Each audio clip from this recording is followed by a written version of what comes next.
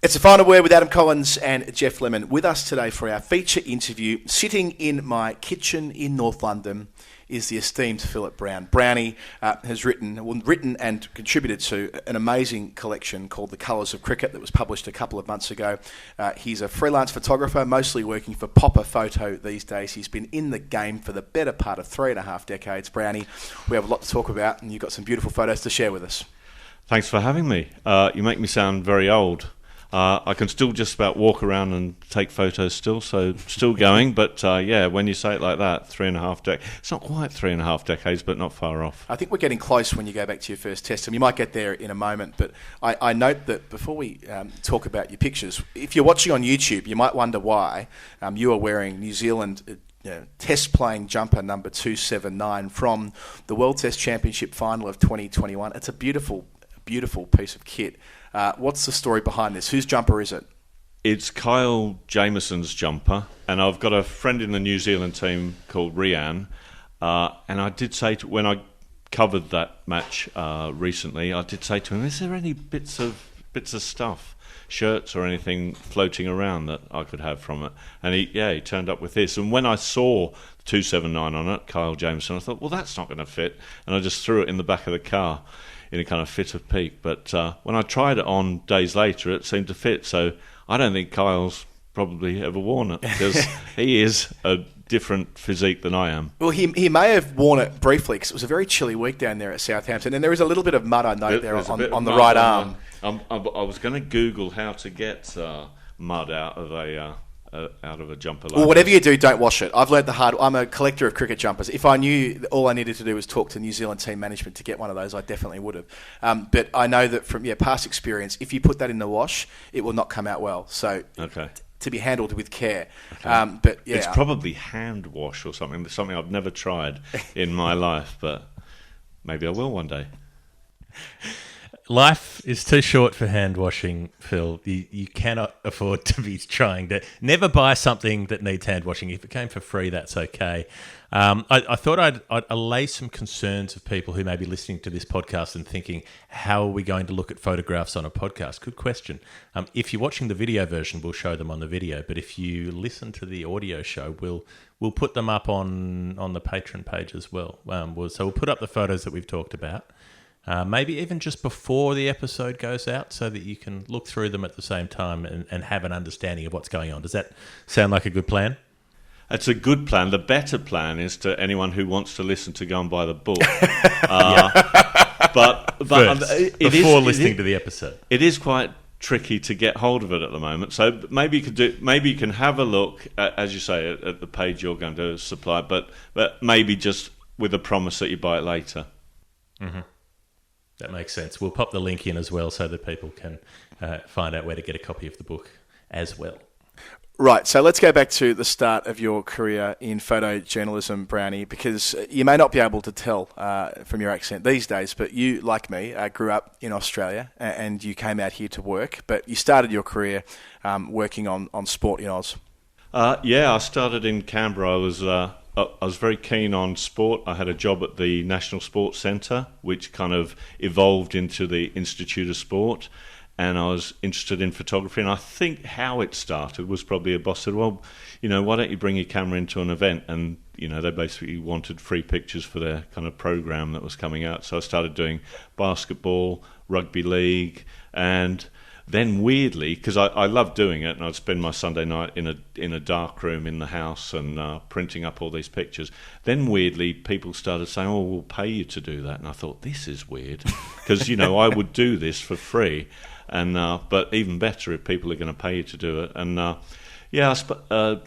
like I said, did basketball, rugby league, the Canberra Raiders for a while, and then moved to Sydney in '86 and eventually got some work and started doing a little bit of cricket then, probably 87, 80 was probably my first ever cricket photography. I'm afraid to tell you that is actually 3.5 decades ago, notwithstanding the fact that you tried to push back on that characterisation before. That is 35 well, years ago. 87 for cricket, it's not quite 3.5. Anyway, we're not going to Let's get not into quibble. an argument. Right, I might storm out of here.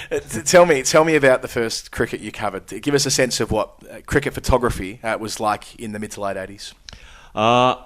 I remember being. There was a picture editor on the Sunday Telegraph who quite liked me, called John Jones, who was very supportive, and he sent me to cover New South Wales, Queensland at Newcastle for 4 days, which was, AB was definitely there. Oh, I'm trying to think.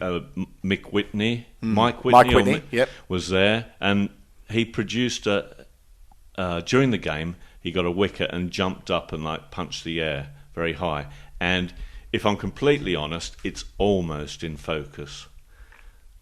Still upset that I didn't get that in focus. It was quite hard on a 400mm with a doubler to get these things pin sharp with you. There was no autofocus then, of course. But it did win the New South Wales Cricket Photo of the Year, which I'm not sure how many entries there were. If there were more than 3, I'd be surprised. But that was a nice $500 prize back in 1986, which probably could have bought a house, almost. So I started there with the paper, and then once I moved to England in '88, just the old, let's try it out for 2 years and then go back again. In '89, News Limited, all the Murdoch papers said, "Oh, would you like to cover the Ashes tour?" And I said, "Yeah, why not?" It's a lot of driving around, and did 6 test matches then, and I was kind of off then. Well, not off, but I was on my way to doing 257 test matches. Is there something particular about cricket that makes it more fulfilling to photograph? Is it just that the games are longer, so you have more opportunities to get shots? So do you relish it more than doing other sports in any particular way, or is it much of a muchness that you can find something interesting in any subject, no matter what the sport or the arena? I think what I've got is a lot of patience, because the photographers, let's say the photographer on the Daily Telegraph who could have covered the cricket, he decided it was too long a day, getting there at 8 in the morning and probably getting away at 8 in the evening. So, Muggins here said, "Yeah, I don't mind doing the cricket." But and I suppose the more you do it, of course, you get more skills at it, and you can kind of predict what's going to happen, and you're looking out for this and that, and you know what the story of the day might be. So I liked it in that, I'm patient. I wasn't in a rush to go anywhere else. But I'm not. I think my love of cricket photography is a lot stronger than my love of cricket. I don't often find myself cheering for a cover drive, or occasionally, but not very often. I'm there to hopefully get the pictures and not enjoy the cricket.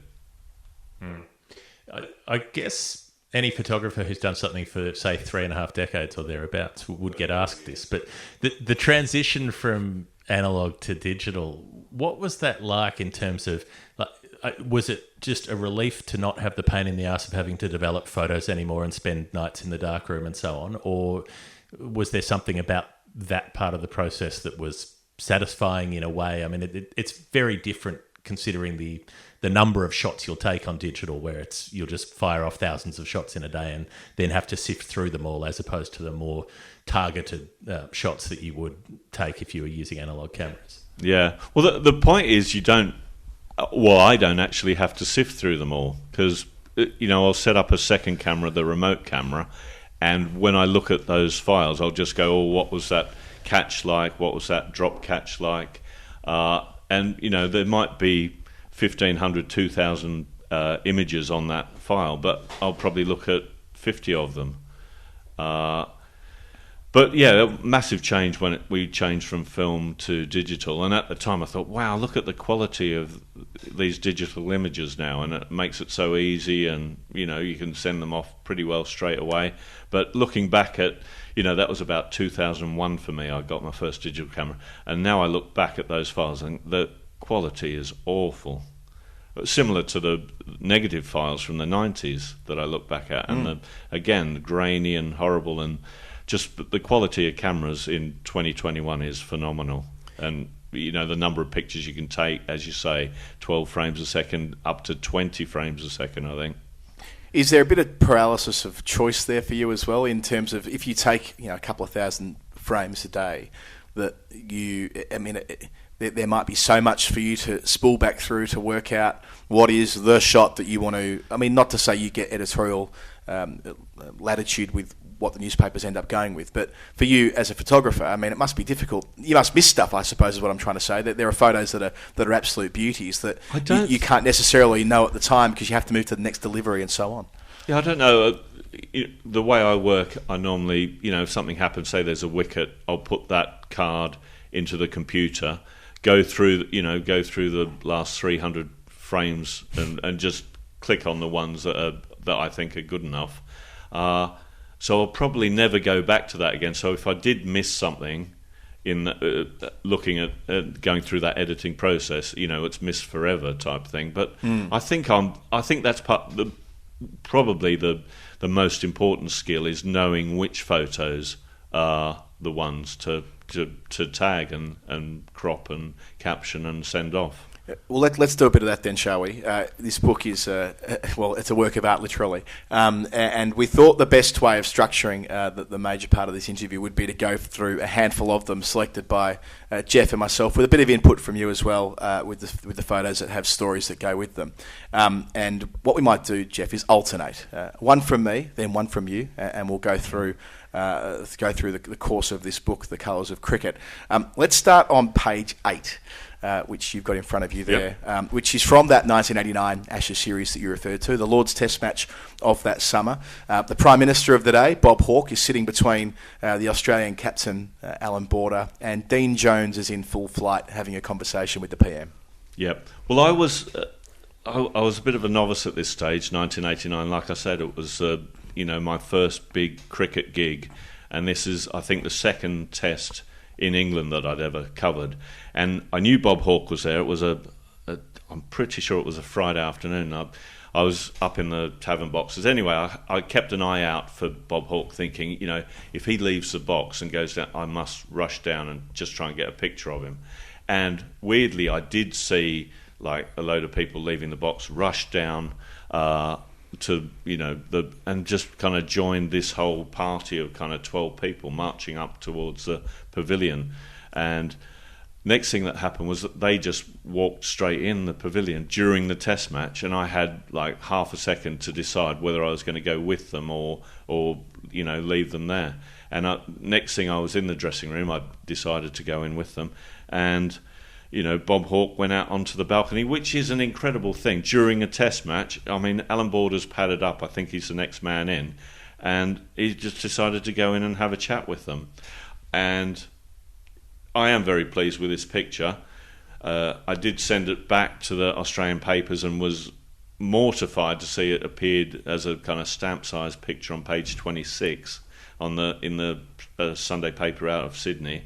But since only a few years ago, when I was back in Australia for the Ashes, I got to talk to AB, as he's called, and Dean Jones about the picture. I showed them the picture, and they both told me little stories about it, because Alan Border was still really upset with Bob Hawke for his Pat Cash comment when, after the Melbourne test of 86, I'm guessing, might be wrong on that, Bob Hawke had said, if only we'd had 11 Pat Cashes playing for Australia, for the Australian cricket team, that would have been better. And that riled Alan Border. He wasn't happy with that at all.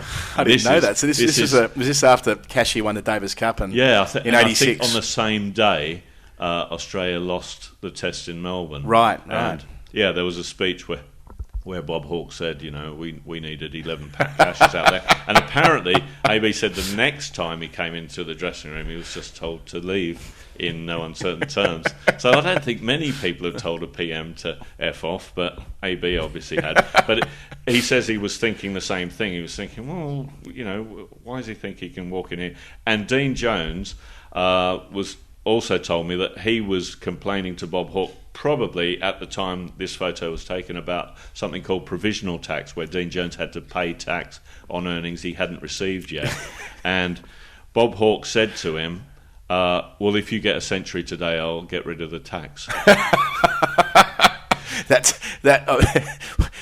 Dare I say it? That is a very relatable experience for me, having worked for a Prime Minister who said similar things to athletes at their most joyous moments. Sadly, I think Dean Jones got 29 or something. Didn't go on with it. Yeah, had to pay his provisional tax in perpetuity. But I was very happy with that picture, and just started. I definitely sent a copy to Bob Hawke, and got a nice letter back saying, thanks very much for that. But I mean, he was a phenomenally popular politician, and happy with that one. And right at the front of the book as well. I mean, it appears in your introductory passage. It obviously means a lot to you that you've put it so far up there and written about it in your intro. Not a lot of photos get that treatment from you. No, well, there was a time thing as well, but I just thought it was a nice way to start off in, telling a bit of a story behind the book. I mean, there's smaller stories with other pictures, but but looking back, that was a great time. You're literally in the same hotels as the players, and you got to know them all, and it was a different world then,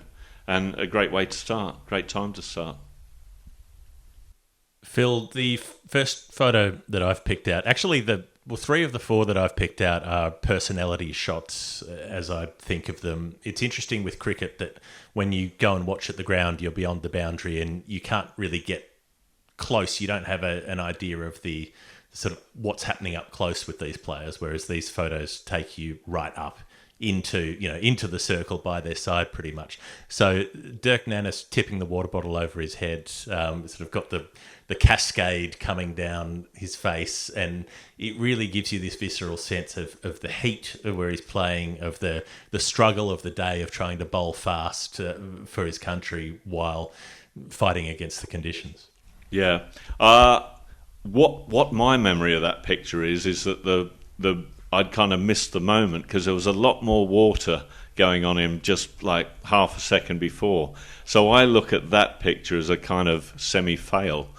But tremendously hot in Bridgetown, I'm pretty sure that was. I'd have to read the capture myself. Australia playing Bangladesh, I think, in Barbados. But definitely hot. I mean, I think the hottest I've ever been was in Mumbai in 2006, when photographers had a lovely kind of shaded area under a roof at one end, but there were 30 photographers at that end and no one at the other end. So I thought, I'm really going to have to shoot from the other end and get different pictures to them. And I think the forecast was 46 degrees, but that's in the shade, I'm pretty sure. So I think it was 50 degrees there, and sat out in that all day. There was a little trough with water behind, so every over I'd go out and wet this towel and put it on my head. But literally I was spent after a day of that, and on the bus back to the hotel, people say, did you get any good shots today? I couldn't even lift my head. I couldn't acknowledge their questions. So I must have seemed like the rudest photographer in India on that day. But sometimes the heat is... Well, it's part of the job. Well, I was going to say, it's quite a big part of the job, isn't it? Both the heat and the cold. I mean, we were doing that game at Lord's at the very, very start of the year with Middlesex and Somerset, where it was 2 degrees outside. I mean, at the extremities of the season and in the heat of summer in different parts of the world, that is a huge hurdle for you to clear each day. Well, I think I'm pretty good in kind of any temperature, really. 50 degrees was, 50 degrees was pushing it. That was probably my limit, but... Thinking about it, I don't think they should have been playing in that kind of heat. It was phenomenal. England won that test, I think, of 2006. Sean Newdale, one of the heroes. Monty Panesar, not so much of a hero when that ball went in the air and he decided not to even run towards it. Speaking of things in the air, let's move along to page 161, which was a photo which took me. Kevin Pietersen, who must have been such a wonderful character for you to photograph, because he wore it all on his face, of course, when KP was batting or in the field or whatever. You always kind of knew what he felt, including in Dubai in 2012 when things weren't going so well and England were mid-collapse, and as he's dismissed and walking past the Pakistani fielders there, he's thrown his bat high in the air, and you've got the shot of the maker's label as the bat's coming back towards the earth.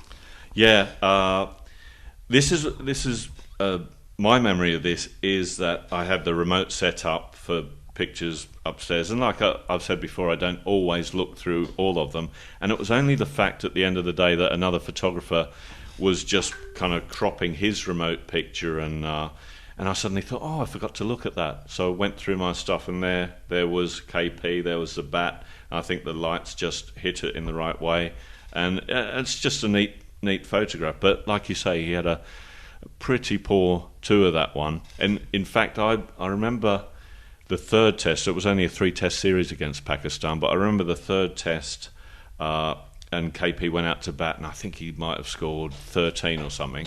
And I tweeted soon after. I thought, well, I know his average is like 10.67 for the series. So I tweeted, KP average for the series 10.67, and got back to the Sofitel, very lovely hotel in Dubai, and I had a direct message from one Mr. Pietersen saying, "What are you tweeting about my average for?" And I thought, what? I've never fallen out with Kevin, and I thought, oh, gee, what am I going to do here? This is difficult. And I took about 20 minutes, and I thought, had a light bulb moment and said, oh, some people were saying your average was 4 or 5 for the series. I was just putting them right. And I never heard any more about it. And next time I saw KP, he was fine. So I hope he doesn't watch this. KP, I love KP. He's great for photos. He's a lovely man. I nearly dropped myself in it. I suppose there's a bit of ego management in your job too, isn't there? I mean, on their best days, you are capturing moments that will live and be cherished by them forever. Stuart Broad in the forward to the book sort of talks to that, doesn't he? That you provide them with a huge amount of joy, capturing them doing what they do best. However, the reverse is also true, isn't it? And you are sometimes documenting some of the worst days of their professional lives. Yeah, and you're kind of aware of that. Like, sometimes I'll get very close to players coming off and, with a wide angle lens and think, this could work. And sometimes, you think, oh, which players do I kind of maybe not want to be that close to as they're coming off if they've had a bad moment, or the test. One that springs to mind is again in Abu Dhabi, where England needed like 24 more to win, something like that, and they called bad light, so it was a drawn match. And if it had been Ben Stokes coming off, I wouldn't have got too close, because not that Ben's out of control or anything, but you've just got to play the percentages. And I took a picture of Joe Root coming off, and he said later, "Oh yeah, Browny, I really wanted to just hit you with my bat when I came off." So yeah, you've got to give them some space at times and try and work it out. But no one's hit me with their bat yet. Phil, the Sad Kiwi from page 286, the World Cup final in 2019. We've all seen the images 100 times of the teams on the field, the New Zealand players, how they had to try to swallow that loss that wasn't a loss. But this is one where the pathos of it's a new image. It's not one that was all over the telecast that day. It's this lone New Zealand supporter he's literally wearing a Kiwi suit, standing alone while everyone else is seated and looking. You can't really describe the emotion on his face, but it's a beautiful character portrait almost of someone who's not famous in the game, someone whose face you wouldn't have seen any other times, but here it is, and it's telling this whole story. Yep, I was even so professional that I knew it was quite a nice picture, so I've asked his name, which I think is I go the whole way on that normally, and I think it's important. That's my training from John Jones and the Sunday Telegraph back in the late 80s, is to get a name to them. But yeah, what a suit to wear to the cricket, a full Kiwi suit. During the semi-final against India, that was. So I think actually they had a good day that day. It's a semi-final. So that's him just concentrating, obviously. Young Brandon Potter. And if you're watching or listening, Brandon, it's worth buying the book, because you're in it on page 284. Let's, on that theme, move to page 234, which is a man batting in the streets in Dhaka when you were there in 2016, which I know was a big tour for you because you took some photographs that won a number of awards and all the rest of it. But just touching on the idea of shooting people who aren't the 22 who are playing the game, you love going off the beaten track. Often it requires permission to do so in countries like Bangladesh, as I assume it was the case for this photograph. Beautiful photograph of a guy with steeled concentration, having completed a cut shot by the looks of things. And but being a cricket photographer, it's about capturing these professional players who are representing their country. But there's another layer to it as well, where you can get out there and see people absorbing and enjoying the game for what it is. In this case, in the streets. Yeah, you put it very well there. I think it's a really important part of my job especially when I'm travelling to Asia or the West Indies or even South Africa, to get out there and try and capture images of normal people, if you like, playing cricket. This Bangladesh tour, there was a lot of extra security on this trip. Basically we were in a kind of convoy of vehicles going to the ground and things like that. But the second test finished very quickly in 3 days when England decided to see how many wickets they could lose in a final session. And I think they might have lost 10. I think they did, didn't they? Yeah. They lost 10 between tea and the close of play. Yeah, yep. I think that's right. And so I had 2 days off, and which is dream come true stuff for you, isn't it? I mean, 2 days off to someone like you, saying, "Here's your camera. You are in Dhaka. Go for gold." I mean, that's the stuff that makes makes the investment worth it. Yeah. And I had to ask permission, so I went to the kind of head of security, Reg Dickerson. I'd really like to go out and try and capture people playing in the street and in the parks and stuff. And he said, "Oh, okay. What I might do is I might send someone with you just to to keep you safe type thing," which was a nice thing to do. So I boarded this bus. And there was a policeman near me, but he didn't get on the bus. So I thought, maybe he's changed his mind and we're fine to go off in this minibus and find some pictures. But then I looked in front of me and there was a kind of police ute, I'm going to use the word. I haven't used that word for a number of years, but it's an Australian word. And you know what type of vehicle it is. Maybe you could explain. Of course, with a tray on the back, exactly, 3 seats in the front. So, and there were about 4 armed policemen on the back of it, and 3 in the cab. So I had a 7 police escort with guns everywhere, and we went in. And I think this was definitely the day that I took this picture of Jul Khan playing. And it went really well. Beautiful light in Dhaka, and he was playing his shots, and he didn't really care that there was this mad bloke taking pictures of him. And I said to Reg, that worked so well yesterday. Of course, that should be day 4 of the test. I'd like to go out again tomorrow. Went out the next day, no security needed. I basically went from a 7 police escort to no escort at all. I thought that's a little bit strange, but that's fine with me. Yeah, I remember when I went out there the year after in 2017. They were very clear to us before we went how dangerous it might be. I mean, this was, I think, overdone, but alas, this was the message. And I made it clear that I wasn't staying in the team convoy because the hotels were exorbitantly expensive, and I was a freelancer, so I was going to stay in the community. And once I made it clear that I wasn't staying in their hotel, it's like, yeah, you're not really our responsibility anymore. Do your own thing. And had the time of my life. I loved Bangladesh. So I'm not surprised that you had a great experience there as well. Jeff, what do you got next?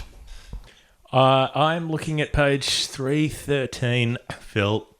The Spiceman, the collision. This is playing for the Melbourne Stars. There's a couple of fielders crashing into each other.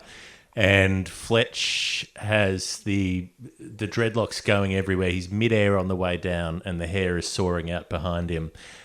You must love, like, some players would give you so much more to work with in terms of being photogenic, in terms of having more action in a still image, because I guess just thinking on the fly, that's what so much cricket photography is distilling action into an image that doesn't move. Yeah, I was happy with this one. This was kind of weird for me because on this trip I suddenly there was the opportunity to cover lots of Big Bash matches, and this was me going home back to Canberra. So this is probably about the first cricket match I've ever covered in Canberra, where I was born and grew up.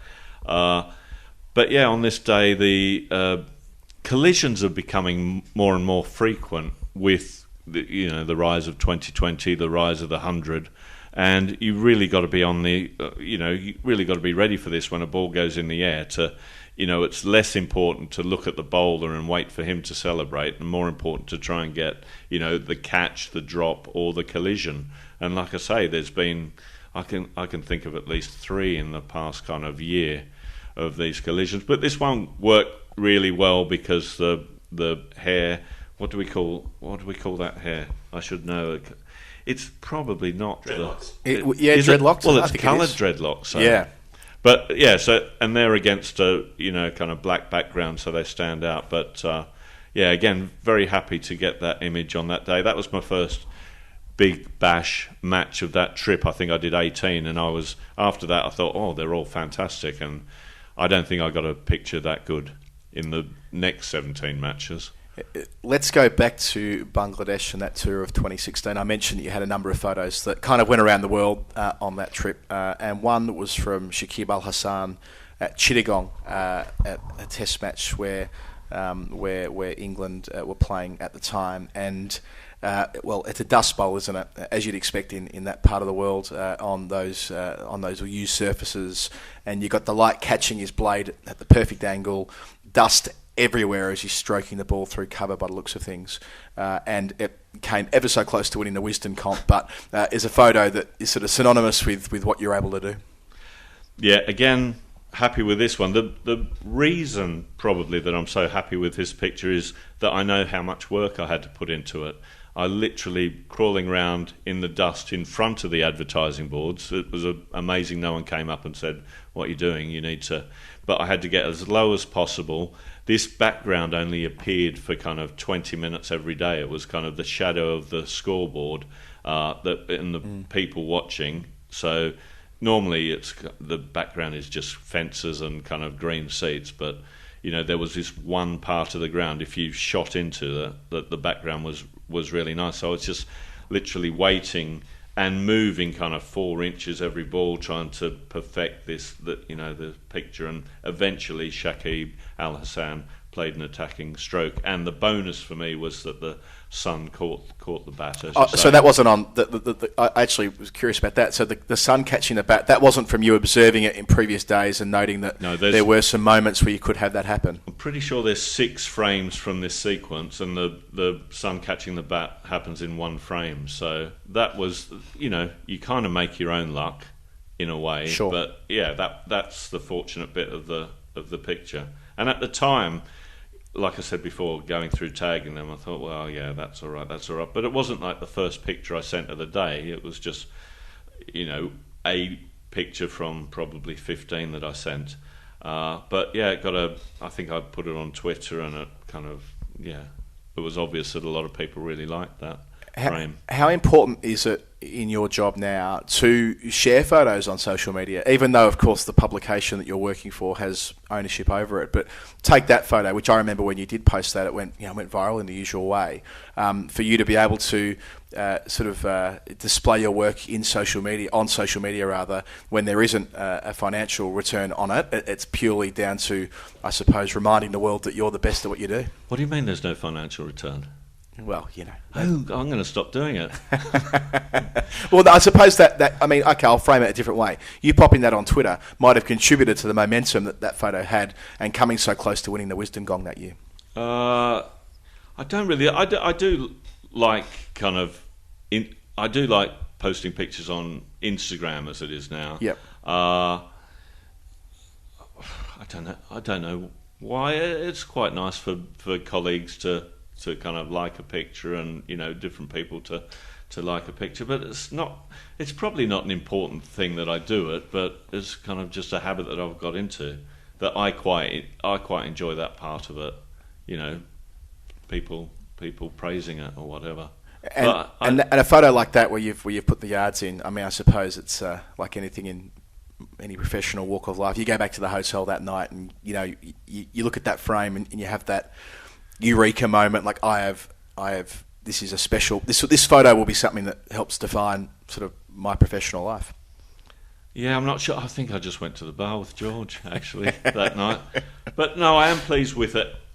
Mainly, as I said before, knowing that how hard I worked for it. Like I was on my knees in Chittagong, working for, just really trying to work for something. But like I said, the lucky bit was the sun catching the bat in that shot, and it turned it from a nice picture into a really nice picture. Phil, page 310, the the solitary batter. This is so. The other three I was talking about were their character studies in that they're based on the face more than anything. In this shot, the face isn't visible, but it's not your classic sort of cricket photo as a silhouette. It's a figure who's not silhouetted. You're playing with the shadow that's being cast on the pitch in that way that would be so familiar to anyone who watches cricket at the ground, when late in the day the shadows become such a part of the animation of the ground. And it's a really singular frame in that it's all about the detail of this one figure. There's no other distraction in the frame. And it's catching that idea of batting as a sort of single combat pursuit, as something monastic, something dedicated. All of the focus of batting is in this shot. This came from a county match, did it? Yeah, it did. The Bob Willis. That's what the caption said. If I do another book, I'm going to get you to write the captions for me, Jeff, because, what have I put? I'd probably just put Jamie Porter of Essex avoids a bouncer. But I much prefer what you've said there. I might put it on a sticky label and put it on the page. But we do get excited, generally, the handful of photographers that go along to the Bob Willis Trophy final, as we've done the last 2 years, because it is so late in the season. These shadows appear, the Warner stand is probably casting this shadow here. And it's a very exciting kind of half an hour when you've got these shadows appearing at Lord's. And basically, it can only happen very early in the season or very late in the season, as we had a match the other day that finished October the 1st. There was only one, what was it, the second day, I think, where it was a beautiful sunny day and we got shadows. But, again, very happy with this picture. For me, though, the annoying thing is there's a few kind of these manhole things, where, I don't know, sprinklers are or things can be hidden in the ground, and I just see them and think, oh, that's a little bit distracting over there, but what can I do about it? Nothing. That's the perfectionist in you speaking there, of course. Probably, I think so. So how much of your job then is knowing things like the atmospherics, like the conditions of what the light will be like at certain times of year, like getting to the ground you talked about in Chittagong where there was one decent background but the rest of it wasn't. If you're at a multi-day match, will you, somewhere you haven't been before, do you spend the first day kind of scoping out the possibilities of what the light might do and when the sun will be blocked by the stands and all the rest of it? Do you go in ahead of time and try to recce that the day before? Like, how do you keep all of this info in your head about different grounds, where to shoot, when to shoot, where to base yourself and all the rest of it? Well, it's forever changing. Like Lord's last week, a lot of it is about the background. The first thing is, you've got to know where a good background is. For the 100 matches this year, it was basically turning up at grounds not knowing where the wicket was going to be. And a kind of rule that I've come up with this year is the closer you can get to the action, the better. So for the 100 matches, if the pitch was on kind of one side, I'd go there. But I don't know. I suppose some of the information just stays in my head, type thing. I don't want to give the impression that I'm thinking about it all the time, Jeff. Like, I'm thinking, okay, it's September the 18th. This is my spot I go to at Bristol for this one. It's more kind of turn up and work. A lot of it for me is thinking there's 3-4 photographers over there. I'm not sitting with them. I'm going to a different part of the ground, and I'm going to obviously get a different angle, different, things are going to work my way that aren't going to work their way, type thing. That's really interesting that there is a bit of groupthink about where the best shot is. I wonder whether that's a factor in the oval, especially the gasometer, such a beautiful framing for a photo, especially when players are walking off. There's the Kirtley Ambrose, Courtney Walsh photo, of course. That's one of yours that meets that criteria with the gasometer in the background and the players in the forefront. Would that mean that, and we'll go to that photo in a moment, but would that mean that the probability of you setting up at the Vauxhall end would be less because the photo is simply not as good as the one from the pavilion end when you can get the gasometer in there? Yeah, especially partly the gasometer, not so much, but at the Oval, there's, I've kind of changed my view of the Oval, the best spot to go to. I used to work over near the where they built this newsstand a lot. But the latest Test match, I started off in front of the kind of players' gate, I'll call it, where they come in and out, and you can just get so much more stuff of people coming off kind of despair after they've been out and stuff. But can we talk about Kirtley and Courtney? Please. I remember that day in that I saw a lot of other photographers putting on a short lens, and pretty sure Atherton had got 100, so I thought, we must all be like going to rush down and take Atherton coming off after his century. And it was only when a lot of photographers all rushed out to Kirtley and Courtney, I thought, oh no, something else is going on here. So I just kind of joined the mob. So I can't take a lot of credit for knowing what was going on that day. It is 20 plus years ago. But yeah, that was, again, a stroke of luck that a picture kind of worked my way. And yeah, they look very emotional in that picture. I'm not even sure what page number that is. We didn't even list that. I thought when going through mine, and sort of said the same thing to Jeff, let's get some that you haven't been asked about time and time again, and that's one of those that you do get a lot of attention for. It hangs at the Oval, doesn't it, at the in the dining room, if I recall correctly? Is that where the... I've never been in the dining room. I just get a hot dog. So you might be right, but I'm not sure. And it might not be my version. It could well be. Sure. There was at least 4 photographers surrounding them. But yeah, it just worked, I think. Is it Kirtley who kind of looked off into the distance? Yeah, they're both very emotional, realising they weren't going to play together again. You mentioned the collegiality of the industry or the profession. It feels to me, observing the photographers that we work with, people like yourself and Ryan Pearce, who jumps out as well as someone who we travel the world with, that there's that... it doesn't feel like your rivals. It feels like you're kind of all on the same team. You might have from our perspective anyway, it feels like you are all working towards getting great photos, and you want everyone to do well. There's that spirit there, and I suppose you've had the chance to work with some greats of the game, in Pat Eager, for example, who've been instrumental in steering you in the right direction over the journey. Yeah, no, it's a really good bunch of guys, but no, we're rivals. We're deadly. I think so, anyway. So just talk me. So much so that at the end of the day, you'll look back and you will be, when you say you're to the point where you pick up the newspaper the next morning and your photo's there, and if the other paper's not got anywhere near a good a shot, I mean, you're happy for. Or put it the other way: if you've got the lesser of the 2 shots, you're furious when you wake up the next day. Never furious.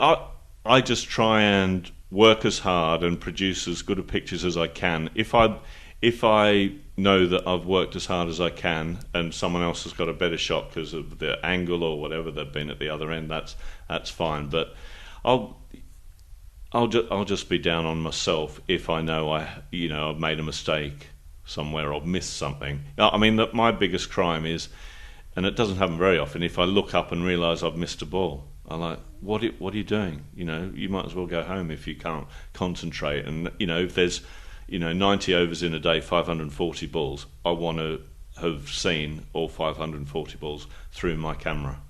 And if I've missed one just by not concentrating, that's a crime. And even if it requires that juggling act of sending one SD card back to the desk and having one camera going, you've got the remote camera going upstairs, you've got to keep that sequence of events between deliveries going in such a way that you don't miss a ball. Yeah, and it's easy to do. It's just kind of a rhythm that you can get into. The one time that you can kind of be thrown is, if you've had medium pace, or more, and a spinner comes on, you suddenly go, oh, right, it's a different rhythm now. You haven't got time between, you haven't got 35 seconds between balls. You've got 15 seconds between balls. Yeah. But you've just got to be on it. And that's the thing about cricket, is it's a long time to concentrate. Some people can turn up and, they might not be into the cricket as much as another photographer, but if you're doing it properly, you've got to concentrate for long periods of time. So pretty much it's an endurance sport, trying to photograph the game. I think about this a bit in terms of umpires are the only other ones, maybe, and you guys who are furiously paying attention to every ball. Nobody who I see who covers the game as a broadcaster or a writer watches every ball. There are a couple of written press journos who are very attentive, as the sort of Sid Monger types who pay very close attention to every ball. But everybody else switches off at some point because the work demands it. They have to go and file something or type something or take calls or do whatever it is. The broadcasters get rotated off every 20 or 30 minutes. You're just out there. You're you. You've got to... You have to take every possible opportunity you have for the best shot. I mean, it seems like it's as much a matter of physical endurance as it is talent and ability with the camera. It's important, definitely. For me, anyway. I mean, I've seen other photographers turn up at test matches who basically, it was more than half the time would say, "Oh, I'm up in the press box. I'm going up for a cup of tea and send a few pictures." And they sat at their camera for 39 overs out of 90. And that's their choice to do. But if I miss like a collision or I miss someone falling on their stumps or a hat trick or something, I might as well be off doing something else because I don't want to miss stuff like that. It's important to record this stuff for me. And even if you miss, I remember a couple of years ago that I was watching you do your thing at Lord's on a rained out day. It was the India Test match of 2018, and you were on the front page of the Times, I reckon, the next day with a pissed idiot running on the ground and sliding onto the covers. Some bloke who'd been enjoying corporate hospitality by the looks of him. And you were still kind of working. Even though it was raining and there was no play, you were always mindful of what was around you. Probably one of the worst photographs I've had published ever. But... I probably well, if it's raining, I can kind of switch off a bit. But that was probably fortunate again that I got that. But there's I don't worry if I miss pissed idiots running on the field so much. We had a streaker after a 100 match, I think, during the season. He didn't get much coverage. He didn't make any front pages. Let's go back to Australia for the final photo on page 251. It's the Nathan Lyon Superman catch off Moeen Ali in the Ashes Test of 2017. It's framed beautifully by the scoreboard. Again, we talk about natural framing, we talk about the gasometer, but the scoreboard at Adelaide certainly stands out. But all that information there, it's not just the fact that Lyon's taking a spectacular catch, it's that almost you can see the whole game in the space of your picture. Yeah, again, I'm going to say, and it's something I've said many times, is there was a element of luck in that photo because it was after lunch, and I thought I want to get a picture showing the game going on in front of that gorgeous scoreboard, which is just absolutely beautiful to me. And I was set up ready for it, and might have even been the first ball when I was ready for this, just standing up with that angle. And that this happened, that Moeen Ali hit the ball back in the air and Lyon took off and took this magnificent catch. So, it still would have been a nice photo if it was just the normal kind of, hitting the ball off his hips type, going for a single. But it just makes it the fact that the bowler's in midair and the ball's going into his hand. So, lucky, but what a beautiful ground Adelaide is. Yeah, it's a joy to be there as often as we are, as I suppose we all will be together in hopefully a couple of months' time. I mean, you sort of like stick your finger in the air and hope a wee bit, but in all probability, you did quarantine last year to be there for Australia, India. Hotel Kiwi were there at the same time. Yeah, we both did. Yeah, quarantine together, and then you did the series and had to overcome a few hurdles there. But everything crossed, it should be a bit more straightforward this time around for you. Well, I didn't go mad in quarantine. I mean, it's 14 days. Didn't you walk a marathon or something? Yeah, well, I walked up and down the room.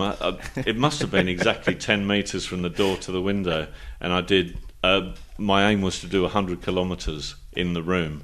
So, yeah, that was a little bit mad. But yeah, it's worth it.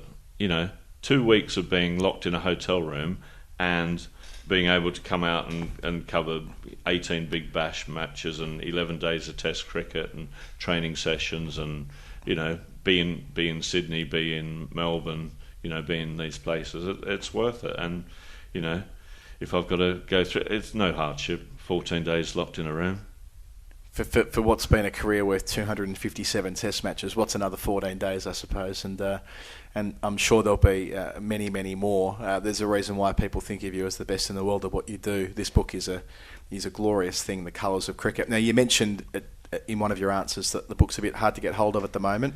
If people listen to this interview or watch it on YouTube, even though you've got the microphone stuck in front of your face, that they might see your hair like Dickie Knee on what was that called again? On Hey Saturday, which was probably... I'd left by that stage. Which I was going to say, probably a cultural reference that you won't quite appreciate. In any case, if they do want to get this book, what's the best way of getting it at the moment? Well, there's obviously loads of sites you can go to, famous booksellers and other sites you can go to, and I think it's just a case of order it and be patient. I've had to be patient. I'm patient sitting in a hotel room quarantining for 14 days. I'm patient sitting on the boundary waiting for a picture to happen. For heaven's sake, you can be patient waiting for a parcel to come through the door. It's not much to ask. So, what we'll do is we'll put a couple of links in the show notes for two of the more better distributors that you've identified so that people can get their hands on The Colours of Cricket. Phillip Brown, it's been an absolute pleasure. Congratulations on the book, and I can't wait to watch you pitch shy taking many more wondrous photos in the years to come. be nice. Thank you very much for having me. It's been great.